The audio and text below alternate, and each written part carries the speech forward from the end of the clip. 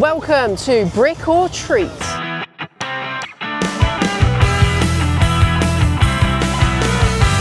We are here at Legoland for Brick and Treat, where we are looking to try everything out that Legoland has to offer for this Halloween event. Front of the park, they've got lots of nice additions, spooky cobwebs here on the new portal into Legoland. Really liking how they're already dressing things up from the start today. We are in, and they have these ghoulish goodies here at the park this year. So here's the first booth, just out in the centre where you enter.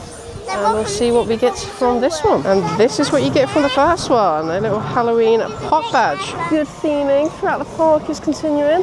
Just about to head down the hill, but lots of spiders, pumpkins, cobwebs already.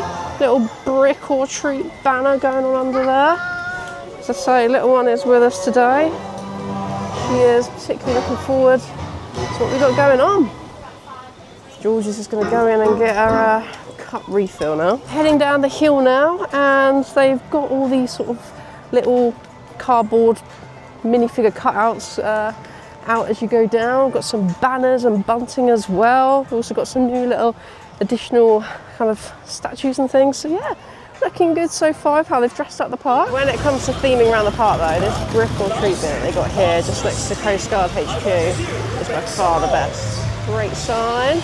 Spiders, webs, ghosts, everything going on there. Really like that one. So we're going to have a look if Haunted House Monster Party has any overlay for it this year for Halloween. However, Lord Vampyre is back for his house party again this year, doing his DJ set I think, but they've put his stage in the queue line for Haunted House Monster Party, which I feel like is a bit of an odd choice because there's not really anywhere to stand and watch the show from.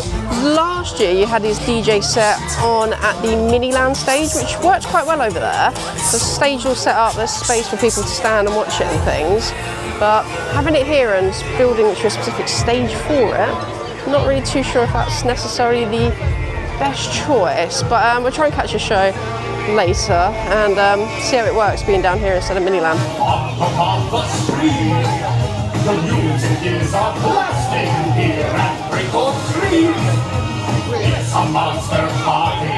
No special overlay for the Haunted House Monster Party Vekoma Madhouse spinning ride this year, but finished up there and now going to check out Monster Jam.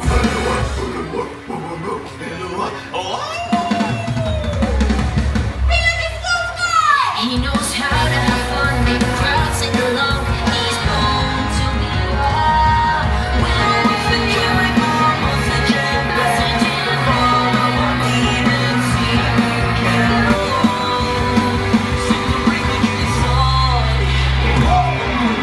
go. Shows have been pretty good here so far at Brick or Treat. Just catch the Monster Jam one. Always a good one. Nice to see that they're making use of the harbour down there. Fun, interactive, got some good songs like that one. Also caught the Lord Vampyre show as well when we was in the queue for Haunted House Monster Party. I really don't like it being down there.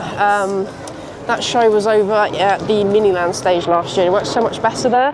Really hard to get like a decent view of it, and if you're kind of standing around outside, it's just difficult to watch it. It just doesn't work.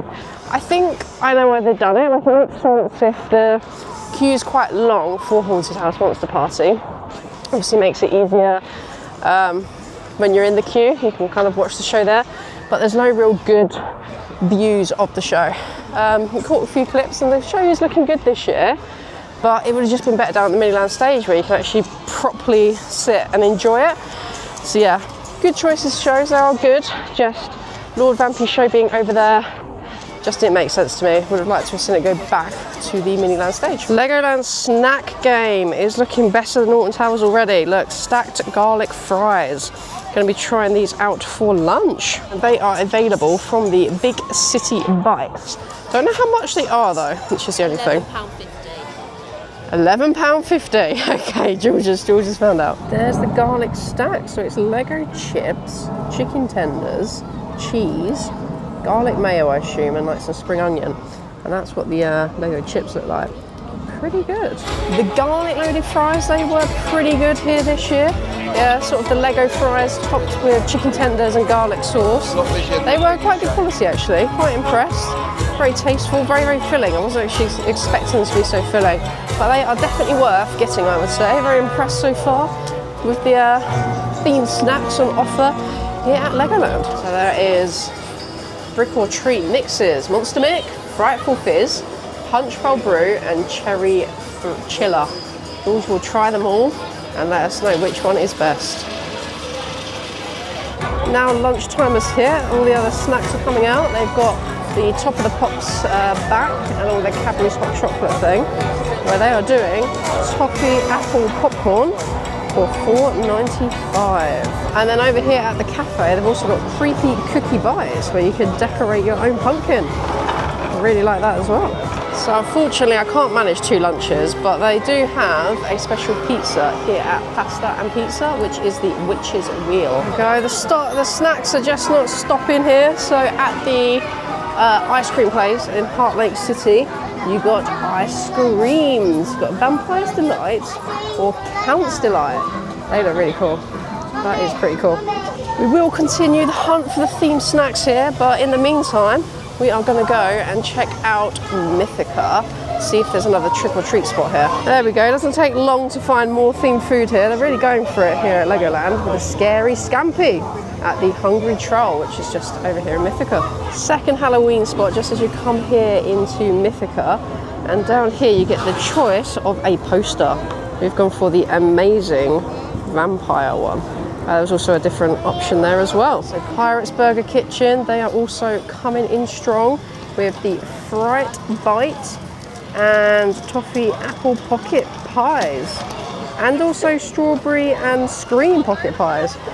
They're coming in strong this year. That's pretty decent. That's what I was expecting to be at Alton Towers, and it just wasn't. But that is looking pretty cool. Our treat spot number 3 here, just next to Merlin's Challenge.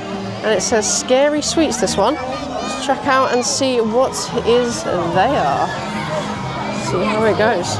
And from that one, you get a small pack of Haribos. Look at what is at Wizard's Frozen Wonders. So you got Graveyard Waffle, along with a Witch's Brewberry matcha and Witch's Scareberry matcha. That does look pretty cool actually, I must say. Lego pumpkins they've got down here by the castle. They're really, really cool. By the way, they've mixed them in with real ones as well. They've got quite a lot of them. It's really, really nice. I like what they've done down here. Also done a cracking job with the castle. So Creepy Cobweb Castle. Loads of cobwebs up there. Big spider, that's a new addition there. Lots of pumpkins and things on this side. And they've got the same on the other side. Let's have a look inside though. I've done a good job in here as well. Lots of Halloween bunting, spiders webs. They've also got the dragon as well, which I think they have a disco overlay on for the Brick or Treat event. Currently posted at 30. Wait time's kind of been up there all day today. Yeah, looking really good in here. Inside they've got the prices, so the waffle is 11 and the matchas are £5 each. So here we go, this is the Graveyard Waffle, comes with a little shovel, RIP Gravestone, jelly bones, crumbs, waffle, black ice cream. This is the matcha, Scareberry matcha. Looks nice. George had the Scareberry matcha. How was it? First matcha for you? Overall, very good. The flavour wasn't too strong, like it was a bit overpowering with the strawberries. Fair enough. I had the Graveyard Waffle, which it was nice. It was nice. Lots of ice cream on there. There was loads of ice cream, which was good. Waffle and like crumb on top and some gummy bones. I wasn't a fan of the gummy bones, but the rest of it was really nice. Just really good to see that they are doing lots of themed food here at Legoland, which has been really, really nice to see this year. Been having a wander down here at Pirate Shores, and a big loss this year has been the fact that they haven't done the Monster Street, which was down here last year, back in 2024. Monster Street sort of trick-or-treating was very good. I think it's probably our best part of Brick or Treat last year, and not having it this year I think has been a real shame. It was a really nice sort of themed area that they had. You went around like different doors doing the trick-or-treating, which we absolutely loved, and it was included in the admission price as well. I feel like the addition they've added this year is the like little huts where you can go and do a little bit of trick-or-treating. We found 3 so far, and I don't think there are any more. However, it doesn't really compare to Monster Street, unfortunately. So it would have been nice to see that return. Unfortunately, it hasn't. You know, it had like bubbles and smoke and things going. You went to the professor and things last year. So I really did like that, but very much a shame that they haven't brought that back this year for 2025. She's done the tough work. She's tried all the fizzy drinks here. What's the ratings? So in 4th place is Monster Mix, which is the grape flavoured one. In 3rd place is the Cherry Chiller. 2nd place was the Punch Bowl Brew, so that's nice lemon and fruit punch flavour. But my overall favourite was the Frightful Fizz, which was a nice orange and peach flavour. There we go, from the horse's mouth. Unfortunately, absolutely nothing at the Miniland stage this year. Real shame, feels like a bit of a waste of space. I'm not sure why, not doing anything, but as I say, I'd preferred Lord Vampyre's show probably to have been here. We've got the Great Monster Chase, which has been showing all day here at the LEGO Studios 4D.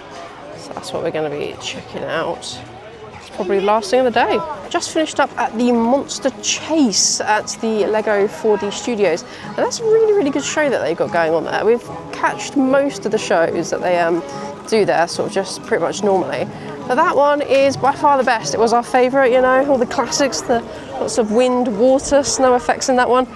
I feel like they could have added a couple of fire effects in there as well, so they do have the capabilities for that, but they didn't. But overall, definitely worth checking out that show there. It's on all day, kind of every day, so 100% worth getting and worth seeing there. And that is a wrap on our day here at Brick or Treat at Legoland. Overall, they've got a really decent event here this year. Ride availability was pretty good all day, not too many closures or anything, which was good to see. Lines were up there. We've got on quite a few attractions, but I wouldn't say any of the major ones like the Dragon, Flight of the Sky Lion, or anything like that, because they were just too long lines, which they normally are anyway. To be honest, themed food-wise, absolutely great.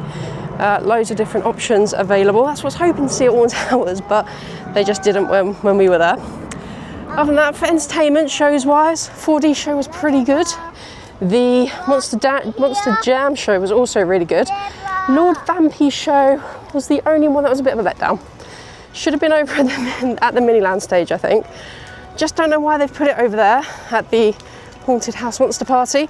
Felt odd, nowhere really to stand and watch the show.